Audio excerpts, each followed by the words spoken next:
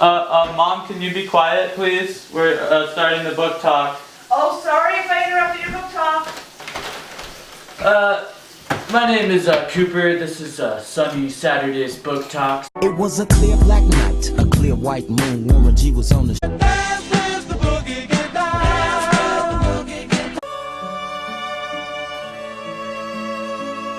We're coming at you with this brand new read, Catcher in the Rye. It's a classic from J.D. Salinger. Boys, you gotta tell me, what did you think about the book? I really liked how the book was written, and it's telling the story of Holden in his amazing journey in the couple days after he was expelled from Pennsy Prep school. What about you, Bridger? Yeah, I thought it was a pretty good book too. I thought it was like voice and stuff. Okay, yeah. Now the voice, that is the aspect of the book that I want to talk about. Obviously very different, very unique from anything I've ever read, you know. Can you talk a little bit about how it's different from other things you've read recently? Well, yeah, I was recently reading a book, and the voice is like so much different in the Catcher in the Rye. Mm-hmm. Very different. Right. Yeah. Right. Very different. Okay. Alright, so the next thing I gotta ask you guys is, does Holden complete a full circle of the hero's journey in the book Catcher in the Rye? You know, I'm wanting you to ask me that question actually, because I think Holden does complete the journey, but I think for Holden it's actually a journey of the mind rather than a journey of the foot. Now I know that might be a little hard to comprehend. Okay, so you're talking maybe less of a physical hero's journey. That's right. Okay. I think that Holden needs to socially and psychologically make a transition into adulthood, and that's like his journey. And his call to arms or whatever is like when he gets kicked out of Pennsy. Okay, very interesting. Thank you for that contribution, Bridget. That was a great contribution to the book club.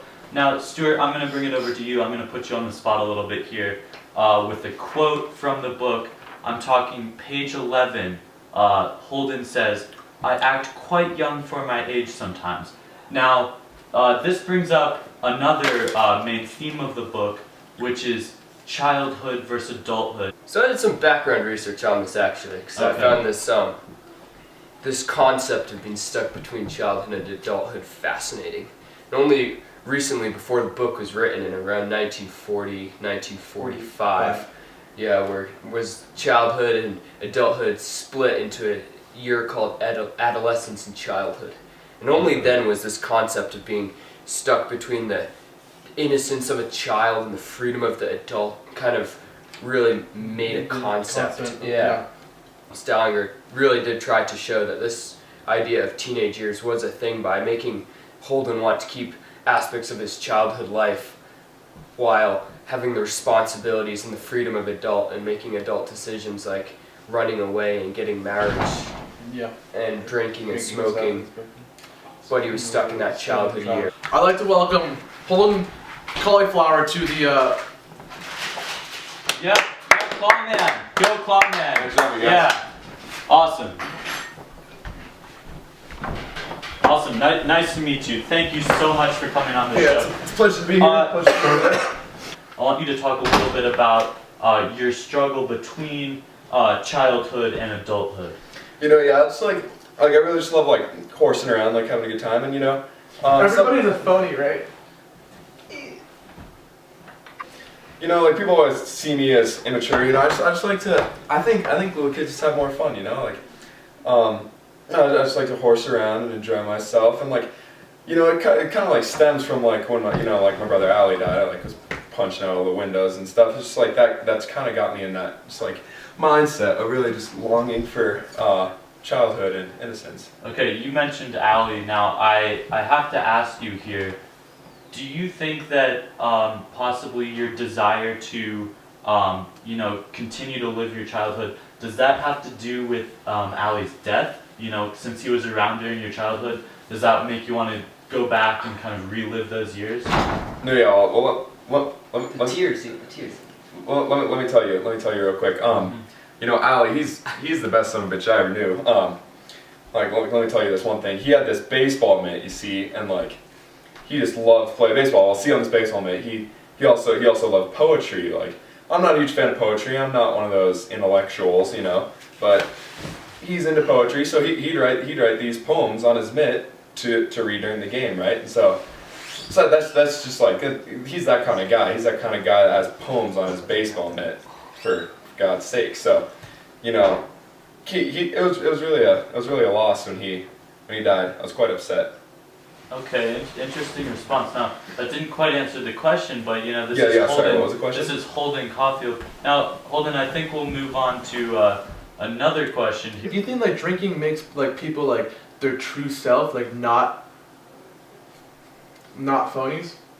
Well, you know, yeah. When somebody's just stinking drunk, you know, they turn into less of you know, just like a jackass. They're more their true self. Like my favorite drink, for example, Coke and rum. I really enjoy it. And you know, for me, it's not really a problem being. I look pretty old for my age, even though I may act younger.